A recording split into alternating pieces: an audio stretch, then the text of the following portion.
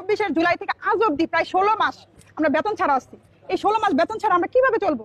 কতটা মানবতার জীবনযাপন করতেছি, এত ঋণে আমরা জর্জরিত। যদি আমরা কমিউনিটি ক্লিনিকে যাই, ঋণদাতা আমাদের কমিউনিটি ক্লিনিকে এসে বসে থাকে যে আবার ঋণ দেন, আপনি সরকারি চাকরি করেন, আপনি বেতন পান, আমাকে বেতন ঋণ দেন দিচ্ছেন না কেন? আমরা তাকে বুঝাইতে পারি না যে ভাই আমাদের 16 মাসের বেতন নাই, আমরা কিভাবে আপনাকে দিব?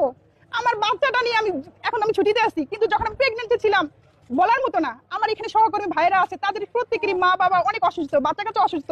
ইভেন বাচ্চা যদি অসুস্থ হয়, মা বাবা অসুস্থ, ডাক্তারের কাছে আমরা নিয়ে যেতে পারি না। কিভাবে নিব? টাকা নাই, কোথা থেকে নিব? কালকে সকাল থেকে আজ অব্দি আমরা এখানে অপেক্ষা করতেছি।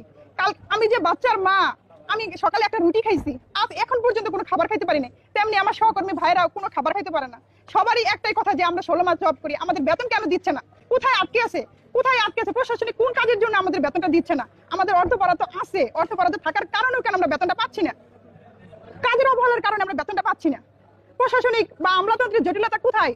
আমরা এটা সঠিকভাবে সুরাহা পাচ্ছি না। আমার রাষ্ট্রের কাছে এবং জনগণের কাছে আমার বা প্রশাসনিক যারা কাজের দায়িত্ব আছে তাদের কাছে আমার আকুল আবেদন, আমাদের এই আমরা 662 জন কর্মরত আছি, এদেরকে বেতনের ব্যবস্থা করে দেন। নইলে আমাদের একটা রাষ্ট্রের কাছে আবেদন, আমাদের একটা বীজ দেন, আমরা বীজটা খায় মরে যাই, যাতে আপনাদের বেতন না দেন নাকি। আপনার বলার জন্য আপনারা থাকেন, আমাদের বীজ দেন, আমরা খায় মরে যাই, বাচ্চা সহ মরে যাই।